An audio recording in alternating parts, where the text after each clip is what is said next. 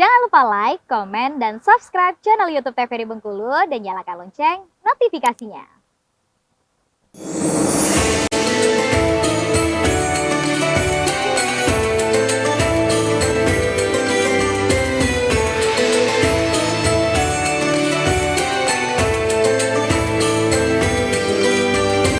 Ya, kembali lagi dalam acara Mutiara Kolbu. Tadi kita menerima pertanyaan dari Ibu Reka ya, dan sudah dijelaskan oleh Bapak Ustadz. Tadi 2 poin penyakit hati itu ada iri, kemudian juga ada sombong. Ini Ustadz mau dilanjut kembali itu gimana nih Pak Ustadz? Yang ketiga, at-tama'u, Ya. ar-rakus. Rakus. Rakus itu juga sangat tidak perlu dipelihara. Oke. Kecuali atau ma'ufi ta'ati, ketamakan dalam ketaatan. Rasanya aku tidak cukup puasa Senin Kemis, tambah ayamul bid. Rasanya aku belum puas, mau tambah Daud. Rasanya tidak cukup sholat tahajud 2 rakaat jadi 8. Rasanya tidak cukup duha cuma 2 rakaat jadi 11 misalkan. Itu boleh. Nah cuman Kita diberikan ketamakan rakusnya seperti itu, kita tuh yang tadi lebih kepada duniawi. Dapat 1 ndak 2, dapat secupak nak sekarung, dapat sekarung nak setrek ya. Dan akibatnya keinginan itu menafikan kebenaran. Artinya apa? Karena dia pengen tadi, padahal sudah dikasih nih, sudah ada fasilitas nih, sudah dapat tunjangan nih. Tapi karena masa kurang, diambil lagi yang lain dengan cara yang tidak benar, dengan proses yang dimanipulasi, dengan upaya konspirasi. Yang penting dia dapat tanci, kan repot kita. Sehingga kalau rakus itu, tamak itu bisa melahirkan kezoliman. Ya. Dia akan merugikan orang lain. Ya. Kalau sombong sih mungkin ya dia tuh lah. Tapi kalau sudah rakus kan hak orang diambil. Ya, harusnya itu honor untuk bawahan diambil. Harusnya itu memang rezeki untuk ininya dia tilep.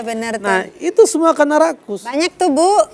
Nah, itu bukan di drama Korea atau di dunia maya, ini dunia nyata.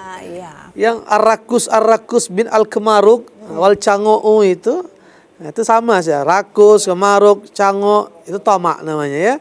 Sama saja, serakah. Ya. Pokoknya Ibu, makanya tadi kenapa kita perlu selalu memperbanyak syukur itu? Kan syukur itu nanti berkaitan dengan merasa qanaah, cukup ya.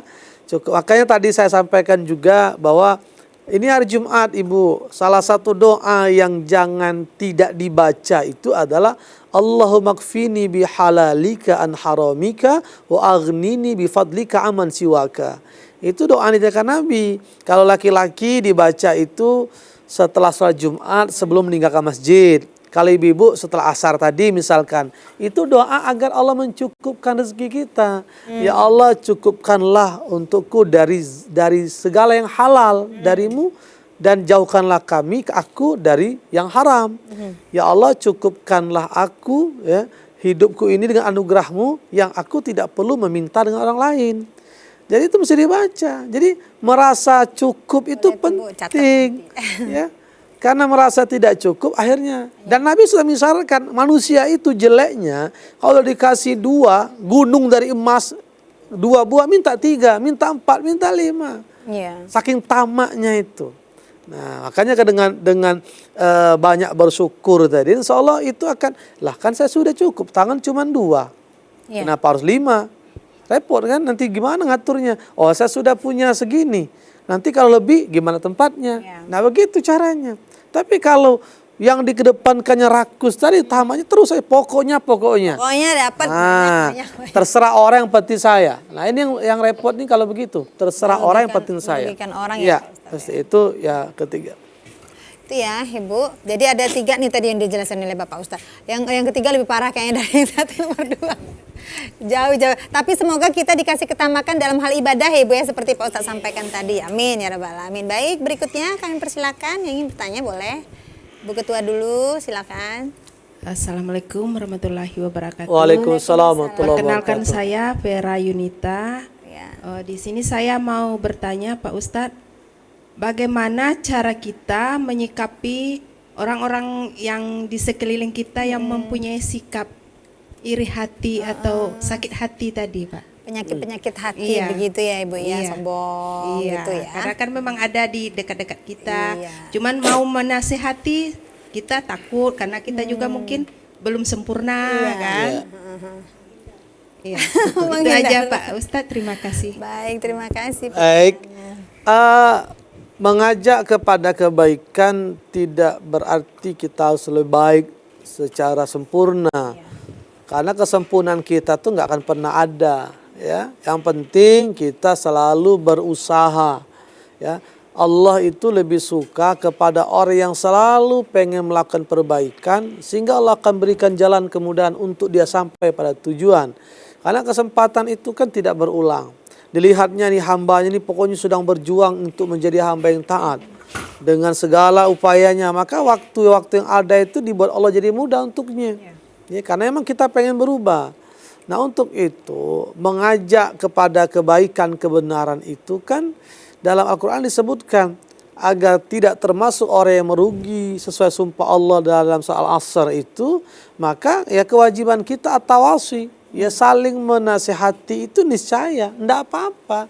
Makanya tinggal momennya, bahasa yang digunakan. Mungkin ketika sedang posisi lagi dia kelihatan bahagia atau sedang acara-acara bahagia, misalnya sedang pesta atau sedang ada kegiatan di lingkungan itu yang melibatkan kita semua. Jadi bukan ketika dia sedang menunjukkan, wah, lalu dia ngomong kemana-kemana, baru kita masukin orang itu nggak akan masuk. Ribut malah. Ya sama kayak menasihati orang yang sedang merokok itu nggak akan nurut ketika dia sedang merokok. Ya. Ya, sama nanti ketika menasihati orang yang sudah sangat dengan pilihannya 1, 2 atau 3 pada pilpres. Ya. Jadi nggak akan ini lagi. Pokoknya sudahlah silakan memilih. Nggak perlu kan kita. Nah jadi Ibu kalau ada kita dapati sekitar kita yang iri, ya kita diamkan saja. Ya, kita abaikan saja, berhindar darinya. Ya, kalau memang suatu saat ada waktu yang pas untuk kita sampaikan saja. Ya, nah kalaupun kita mulai merasa, ya kita beristighfar saja kepada Allah Subhanahu Wa Taala kan, nggak apa-apa. Kan semakin orang menceritakan keburukan kita, sebenarnya dia sedang donasi pahala untuk kita. Dia sedang berdonasi kebaikannya untuk kita. Jadi biarlah di belakang kita ngomong kita, berarti sebenarnya kita terdepan dibanding dia. Buktinya kita di belakangnya diomongin. Ya kan? Iya. Nah, berarti kita lebih dibanding mereka. Bersyukur saja sehingga dia dapat dosa, kita dapat kiriman pahala. Kan enak sekali, itu amal yang mudah. Salah satu amal yang mudah itu mendiamkan orang yang ngupei kita, karena sejati dia sedang berdonasi kebaikan untuk kita. Ya, dia dapat dosa lalu kebaikannya dikirim ke kita. Wah, maknyos itu namanya itu. Kita banyak istighfar gitu. ya Bu ya. Tambah banyak pahala kita. Tapi ini Pak Ustadz kadang, ya bener sih, kadang lingkungan kita ya Bu ya. Kalau misal, dosa nggak? Kalau misal nih Pak Ustadz, kan kalau saya pernah tuh ada teman gitu, kalau pas ketemu, jadi pas kita ngobrol tuh Bu, matanya nggak ke kita, tapi dari ujung sampai ke bawah kan diliatin. Jadi kan nggak nyaman. Nah, dosakah kalau misalnya kita itu lebih baik ya udahlah kalau ketemu ya alhamdulillah kita sapa. Tapi kalau sekiranya nggak penting-penting amat ya kita menghindari. Apakah itu masuk ke memutus silaturahmi atau sombong, kita sok banget atau gimana tuh Pak Ustadz ya? Iya, kan pertama kita memang sudah punya niat bahwa apa yang kita lakukan untuk menghindari mudarat, ya. Berarti kan akhafud darurain, mana yang lebih ringan mudaratnya kan?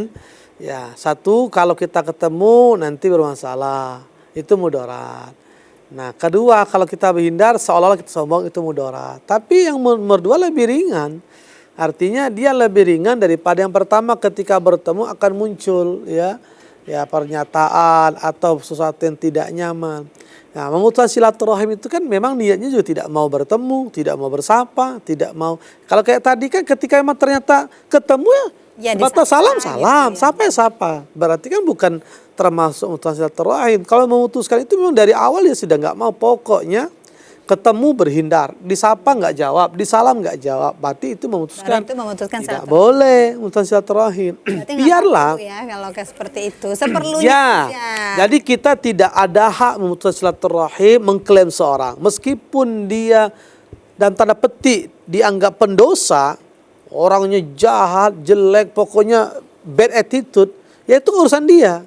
Tapi tidak ada hak kita untuk memvonis dia lalu kita memutuskan silaturahim. Nah, biar saja seperlunya. Ketika dia nyapa, jawab. Gitu ya. Ketika dia selo, ya selo. Assalamualaikum, waalaikumsalam. Ya. Tapi karena kita tahu bahwa dia punya bad attitude, Ya. kita berhindar biar tidak terkontaminasi. Ya. Karena akan lebih banyak mudaratnya kalau kita bareng dia. Enggak nama dosa kita juga Bu ya, karena kesel di hati. Baik, nanti kita akan lanjut kembali. Pemirsa, kami akan kembali saja pada pariwara berikut ini.